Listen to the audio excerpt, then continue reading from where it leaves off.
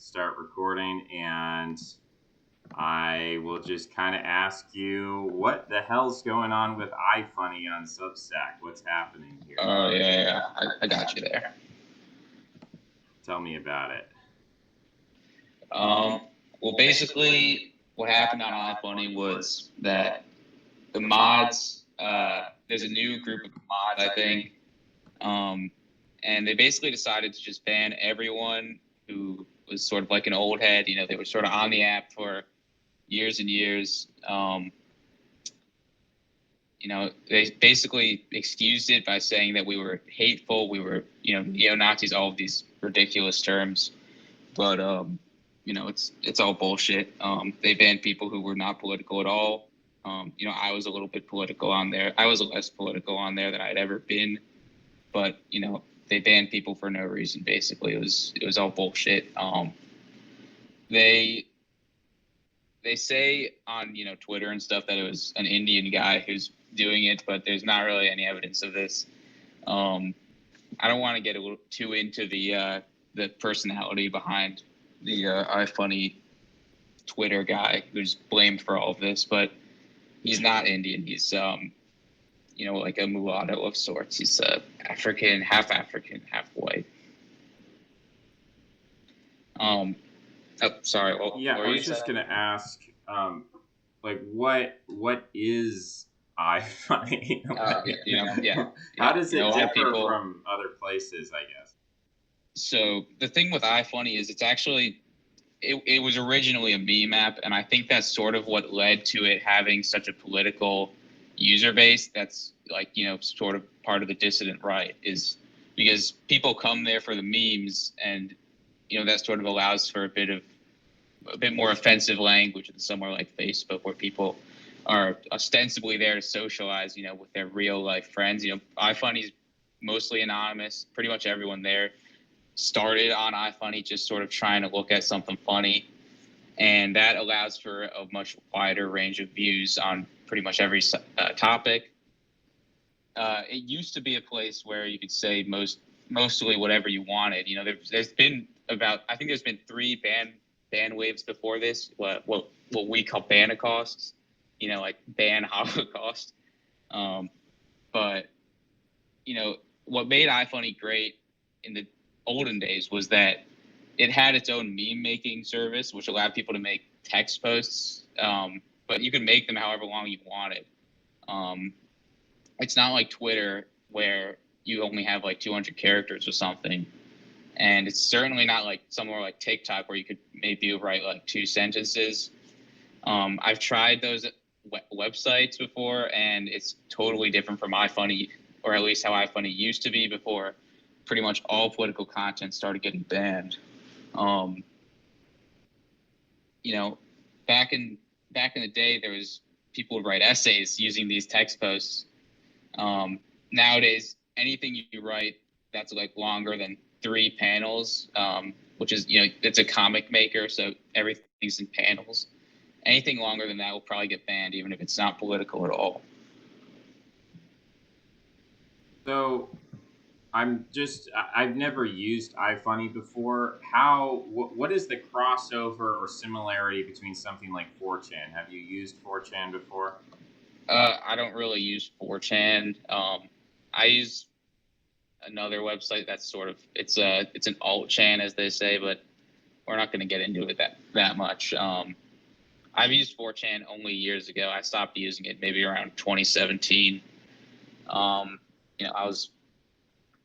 I think a lot of people have the experience of going on 4chan and thinking it's going to be like somewhere special, and then you realize it's mostly porn and like all sorts of terrible stuff. There's not a lot of interesting people on there anymore, I don't think. It's mostly porn. But iFunny is completely different, I think. iFunny, I would say the community that's probably most similar to iFunny on the internet is probably somewhere like Instagram Reels. It's the same sort of people, not the political element, but just sort of like the attitude people have. Very, very edgy, probably a lot of teenagers. I think everyone that I've ever met in real life who had iFunny was like I met them in middle school or high school. It's not. I don't think there's a lot of like mature adults on that app. Okay. So I guess 4chan, probably going back to like 2010, was probably a bit more like iFunny, although I think it always had like an older contingent. Is there an iPhone app? Like, can you scroll on your phone on iFunny, or is it more browser based? No, it's pretty much completely phone based. There is a browser iFunny, but it's not very usable. It's mostly the app, and the app has actually been banned from the App Store a few times. But for the most part, it's I've tried using the web app for recently to sort of evade the device bans they have for all the people they banned. Not all of them, but most of them. And it's you can't really, you can upload things on it. You can barely comment. Like, I don't know how to comment on it. You can like post. It's very rudimentary. It's pretty much all in the app. It's not anything like any sort of image board like 4chan, even though it is image based. The format is maybe more like TikTok or Instagram. It's all images, but it's not like an image board at all, and nothing's anonymous. Everything has an account. Yeah, I just pulled up the Google Trends because I just wanted to see how much traffic iFunny gets versus 4chan. And it looks like, I mean, just this may be completely inaccurate, but it looks like, the website started in 2011, reached its peak sometime in 2013, summer of 2013, and then has since declined, but then in 2020 with COVID had a slight uptick. So yeah, I don't have like the Alexa rankings in front of me to see how popular. That's actually surprising because from what I hear, iFunny was not in a good position during COVID. Like they were almost going bankrupt. They had to be saved by their investors. So that's kind of surprising that you say that. Yeah, I think that everything on the internet sort of got a boost, but maybe relatively speaking, it wasn't like the ads weren't coming in. Interestingly, it's based in the country of Cyprus. Although in 2023, this is just from Wikipedia, it says iFunny was one of the most downloaded apps and has been downloaded 70 million times. So definitely, I think that Google ranking is based off the browser rather than the app. And it's kind of interesting that there is this sort of browser app separation between we have like the app internet and the browser internet. It kind of the people used to talk about the open web versus the dark web. And technically, apps are part of the dark web because you can't just hop on a browser and access all of that stuff to the same extent. Maybe, again, iFunny might have duplicates of it, but maybe it's we'll call it the gray web, I guess. Gray web, that's a good term. I mean, you can find pretty much everything on iFunny on the web because of the web app, but people have tried making they've tried scraping the website before, from what I hear, and it's not that hard to scrape it, but what's hard is like trying to make like a UI to actually create a duplicate of it. Otherwise, it's totally possible people would have just made a new iFunny by now, considering how bad the moderation is. Do you think so there's a couple of internet history websites or e-drama websites, and looking through kind of the history of things like Reddit, there was an incident. There was a moderator named Violent Acrez or Violent Acrez. This was like 2011. Anderson Cooper on CNN did a special on Reddit, and he said, here are all these hateful, sexually exploitative subreddits. and that effectively changed Reddit policy. I know people who actually worked on the Reddit development team, 15 years ago, and they were there for that, and they saw that transition. The owner of Reddit is Condé Nast, which is a multi-billion-dollar corporation. They already were before Reddit, and so they decided to shift those moderation policies from a free speech policy, which at that time was the norm. That was the norm on Facebook. That was the norm, pretty much anywhere. And then they switched that to actually we're going to ban certain subreddits, and this code of conduct expanded beyond like, don't post, or if you post pornography, put it behind a not safe for work filter. Otherwise, don't post, people's addresses, don't post legal threats, etc. So that was a big shift, and I guess I'd be interested. You might not know this, but you speculated on like maybe there's an individual moderator. I mean, that to me is interesting because it seems like that the app has been very popular. Maybe it's not making a lot of money, but the idea, whereas Reddit was like literally the CEO got a call and was like, CNN is blasting us. We need to, versus what you're telling me is like, well, there's this one guy on Twitter who's like, I sorry to interrupt, but in the past, actually, because remember, this is actually the fourth like major ban wave of iFunny.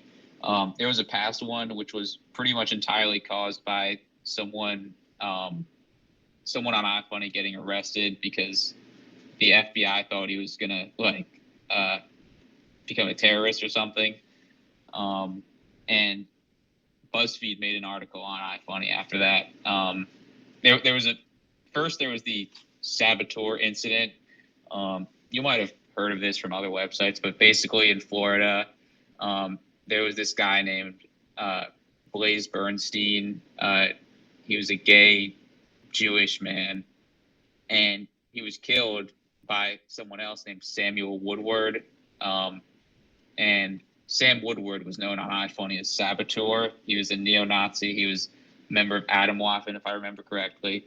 And that was a huge news story. Like, it was all over the news for a while. That caused iFunny a lot of pressure. And that, combined with the second incident, culminated in a lot more restriction on the app. Because, again, this was partially caused by someone leaking a bunch of stuff about iFunny to someone on BuzzFeed, if I remember correctly. I mean, my memories of the whole situation is kind of spotty. I only was on iFunny for 2 of the ban waves. This one, obviously that was the end of me on iFunny. So, I mean, for now, maybe we'll see about it in the future. But the first one, I was very small count back then. I think I was in like 8th grade. Okay, wow. So is iFunny like when I was in 8th grade, I didn't technically have access to social media in the sense I wasn't on Facebook, I wasn't on MySpace at that point or any of those websites. But I did play online multiplayer games. And so in a sense, there was a form of media that I was using, and it was to an extent social, and that was sort of my introduction to the internet. Do you feel like iFunny was your introduction, or you said you used 4chan before, so maybe you tried some other websites and then decided iFunny was the best one? No, I started using iFunny before 4chan. I started out on Google Plus, actually. I mean, that's sort of ancient by now, but Google used to have this terrible integrated social media program with YouTube called Google Plus. I started out on there. I was pretty young. I was like in 5th grade when I started that. Probably not the best thing for a 5th grader to be doing, but I thought it was all right at the time. Then I moved to iFunny when I was, I think, in around 8th grade. I mean, right now, just for context, I'm 20. I'm a junior in college. So I don't know what age you are, but if you were a teenager during the MySpace days, I assume that you're a little bit older than me. 4chan, yeah, 4chan I started using in 2017. iFunny I started using in 2016. I was always sort of in with the internet even from a young age. Again, I like me personally, if you know, if I hopefully when I have kids, I'm not gonna give them phones until they're like in 7th grade, 8th grade, 9th grade, as late as possible, because you really don't want to be on the internet that young. There's plenty of things that I learned that I probably shouldn't have learned. But yeah, iFunny, that was like my second major social media site. I guess we've talked a lot about internet history, and I don't want to be stuck on that topic. So I'm going to abruptly shift us and ask you, when we're getting into things like phones and parenting and those sorts of values and what kids should learn and shouldn't learn, we're kind of entering the topic of morality and right and wrong, good and evil, those sorts of things. I've seen a couple of articles that you've written on Judaism, on Sol Invictus, and religion, the Protestant. I thought a really interesting one actually was, did the Protestant Reformation predate Christianity? Could you explain that thesis a little bit? Yeah. So I feel like that article, it was not like I said in the article. It was sort of spitballing there. It's not confirmed, but I sort of suspect it. Basically, what the story is that the Germanic pagans were one of the few Indo-European pagan groups which didn't have a very solidified priestly caste. The Gauls, they had their Druids. Druids, first of all, I would love to talk about them a little more, but I'm probably not the most expertise on them, but they're super interesting. The Romans had a super advanced state-integrated priestly system.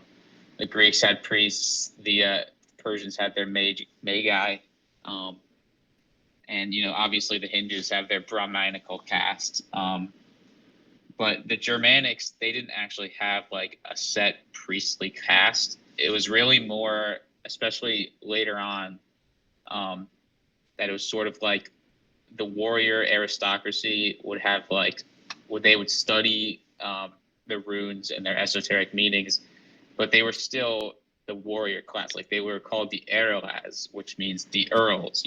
They're an aristocratic class. They're not sacerdotal like the Romans or the Indians. And I sort of connected that to modern day Lutheranism or Calvinism, where every man is sort of his own priest. It's sort of like, that's sort of something people say. It's not necessarily the whole picture. There's a lot of Lutherans who are maybe a little more high church, but basically the Germanic people have always had a little bit more of a individualistic religious strata, I think. And this was confirmed in the other Substack I linked by Cremu Rusil. Great account, by the way. Great information on human biodiversity, that sort of thing. And basically what they found was that not only was the Nazi Party sort of associated with the Protestant Reformation, like more Protestants voted for the Nazis and more irreligious people voted for the Nazis. But actually, areas where the Protestant Reformation succeeded were closer to pagan religious sites than areas where the Protestant Reformation failed. And I found that super interesting, how something so far back in history could have actually influenced potentially the Protestant Reformation. But again, it's very sort of iffy. Like, I'm not sure if I totally trust that. There could be plenty of causes. But I just thought it was an interesting theory, and I wanted to share it with my subscribers.